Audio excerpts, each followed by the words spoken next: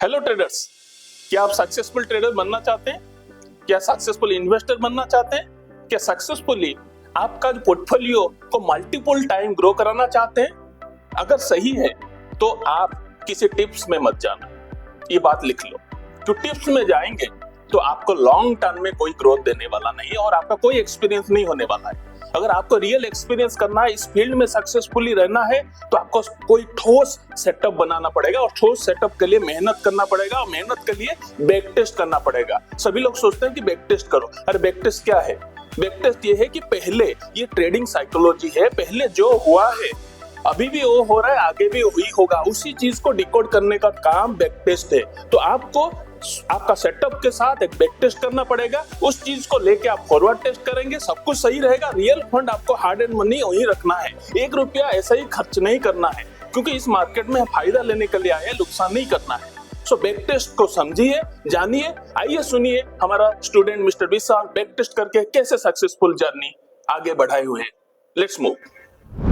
Hello, basically sir जब से मैंने ज्वाइन किया यहाँ पे, फिर जैसे जैसे जर्नी आगे बढ़ती गई तो बैक टेस्ट की पहले इतनी वैल्यू मैं नहीं समझ पा रहा था। फिर धीरे धीरे बैक टेस्ट करना चालू किया तो एक जो कहा जाता है कि साइकोलॉजी कैसे डेवलप की जाती है वो उसमें मैं क्लियर होता है। और जैसे टेक्निकल क्लास आगे बढ़ती है, डेली कुछ आप नया सिखाते हैं, तो वो शीट पे अप्लाई करने से कॉन्फिडेंस लेवल काफ़ी हद तक डेवलप होता है। और दूसरी चीज़ कि पर्टिकुलर किसी भी सेगमेंट का चार्ट पे बैक टेस्ट करते हैं तो कहीं ना कहीं आपको उसका एक बिहेवियर, प्राइस एक्शन समझ में आती हैं चीज़ें। जैसे मैंने 2 साल से मैं डेटा निकाला बैक टेस्ट का, तो उसमें दिन प्रतिदिन जैसे उसको मैं करता गया, पर्टिकुलर एक सपोर्ट एंड रेजिस्टेंस पे कॉन्फिडेंस लेवल बढ़ता है। इससे एक साइकोलॉजी डेवलप होती है कि कहाँ मेरी सही होने की प्रोबेबिलिटी बढ़ती है, कहाँ मेरी गलत होने की प्रोबेबिलिटी। जैसे आज हमने डिस्कस कर रहे हैं कि सपोर्ट, जो स्मार्ट जोन क्रिएट करना। सो ये बेसिकली कहाँ बायर है, कहाँ सेलर है। ठीक है, हाँ कंटिन्यू। पर्टिकुलर जब उस लेवल पे स्टॉक आता है तो आपका कॉन्फिडेंस होता है कि यहाँ से अब ये कितनी प्रोबेबिलिटी है, यहाँ से नीचे जाएगा, यहाँ से ऊपर जाएगा।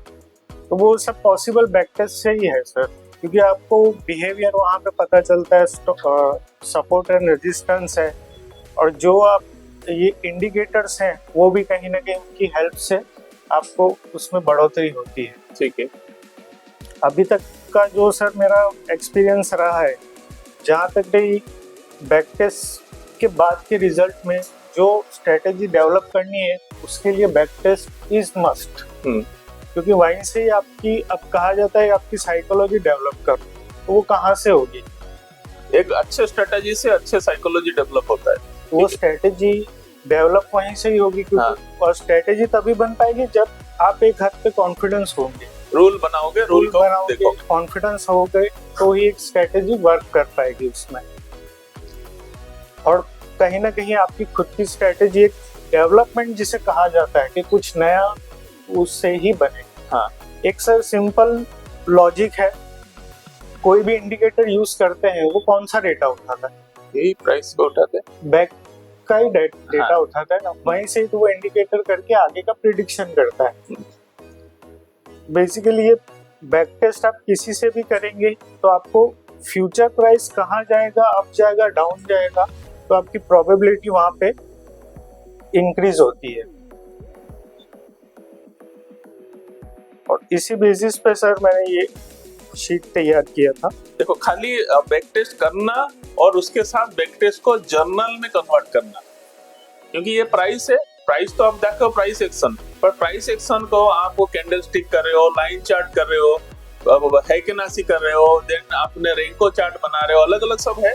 This are all permutation combination to analyse your data, data analysation. ठीक है, तो उन्होंने डाटा को बैक टेस्ट में डाला, उसको कलेक्ट किया, डाटा जर्नल में कन्वर्ट करके पर्टिकुलर पैटर्न में उसको एनालाइज किया, तभी जाके उसका रिजल्ट आ रहा है। और सैंपल में आपको दे रहा हूँ आगे। ठीक है, कंटिन्यू।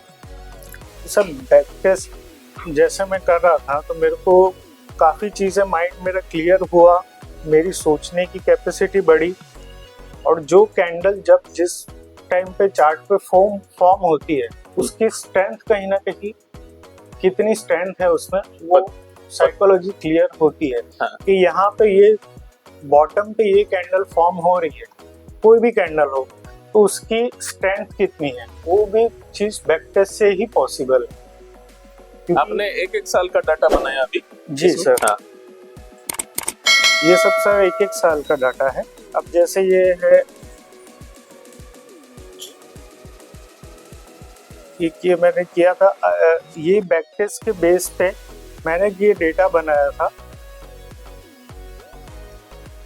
ये सबसे पहले मेरा बैक टेस्ट कंप्लीट होने के बाद जो मेरे थॉट्स हैं उसके बेस पे मैंने ये।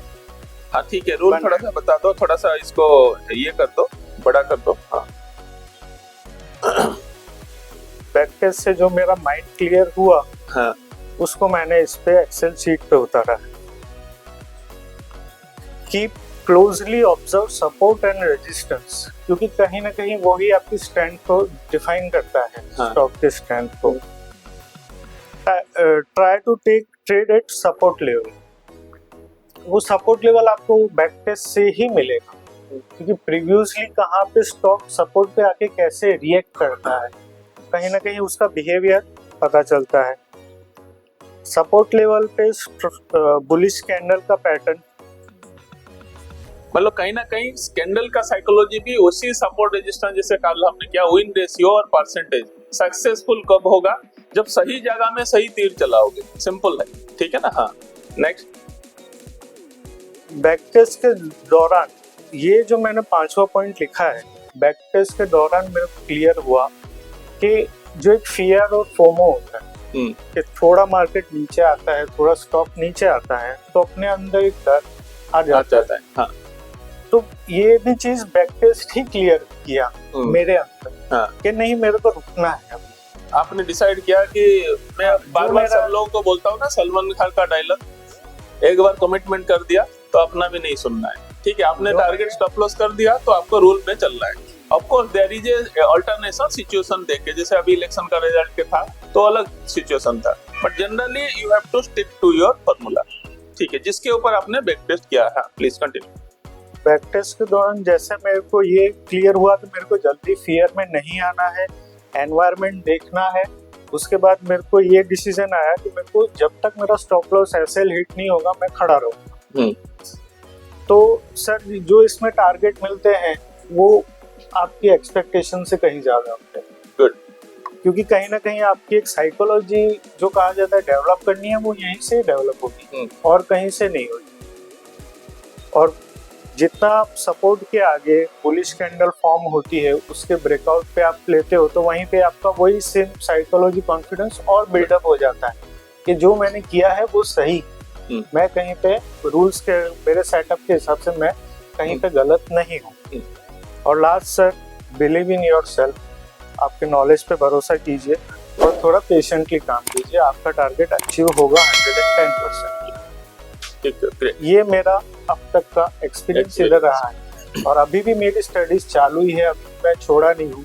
जैसे जैसे कुछ नया सीखने को मिलता है मैं उसको तुरंत चार्ट पे उतार देता हूँ और वो उसके बेस पे उसका भी मैं बैक टेस्ट करता हूँ कि कितना परसेंटेज मेरा, तो जो मेरा कॉन्फिडेंस लेवल है, जो मेरी एक्यूरेसी की प्रोबेबिलिटी है, वो कहीं ना कहीं डे बाय डे इंक्रीज होती है कि पहले जहाँ 65 थी अब 68 हुई, अब 72 हुई।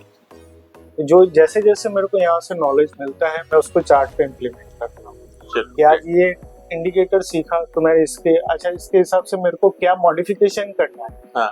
वो भी कहीं ना कहीं चीज आपने विन रेशियो ग्राफ वगैरह दिखाओ, विन रेशियो कैसे क्या है आपने जो बनाया था ग्राफ, उसमें दूसरा जेएसडब्ल्यू स्टील और इसमें।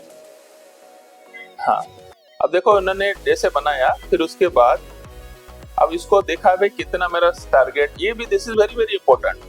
आपने कितना ट्रेड लिया, कितना विन रेशियो, कितने ट्रेड, कितना प्रॉफिटेबल, ये सब डाटा भी आपको यहाँ रखना है कि आप जो ट्रेड ले रहे हो कितना ट्रेड हो रहा है, कितना प्रॉफिट आ रहा है, वो सब data analyse, simple calculation Excel based है। ठीक है, ये डाटा भी मैं आपको दे दूंगा, तो आप दिया है तो उसके आधार पे आप एडिट करके, बट एडिट करना भी सीखना पड़ेगा, कहाँ एडिट करना क्या है, तो इसलिए यू शुड लर्न इट। चलिए ठीक है, और एनीथिंग? बस सर ये जर्नी अब स्टार्ट हुई है, ये चालू ही रहेगी और मेरे को इतना अभी अपने ऊपर एक कॉन्फिडेंस आया डे 1 से लेकर अब तक की जो मेरी यहाँ की जर्नी रही हाँ। कि जो मेरे टारगेट मैंने सेट किए हैं वो अचीव हो रहा है। जाए। ठीक है, ग्रेट। अभी मैं विशाल के बारे में थोड़ा बताता हूँ कि इसको पहले शुरू किए हैं और बीच में थोड़ा तबीयत खराब हो गया, उनका ऑपरेशन भी हुआ। सो बीच में तबीयत खराब होने के बाद थोड़ा ब्रेक लिए, ठीक है। बट फिर भी उसके बाद बोले घर में रह के थोड़ा थोड़ा करें। मैं बोला जब भी आप फ्री हो जाओगे again you come and join again, ठीक है। चुपचाप वो आके अपना काम करते हैं, कोई डिस्टर्ब नहीं है, शांति से। और धीरे देखो slow and steady wins the race. So मैंने फोकस अभी वो कर रहे हैं अभी भी कि भाई मैं पूरा बढ़िया से स्ट्रेटेजी बन जाएगा। So as a huge round of applause to Mr. Vishal. Very good. Keep it up.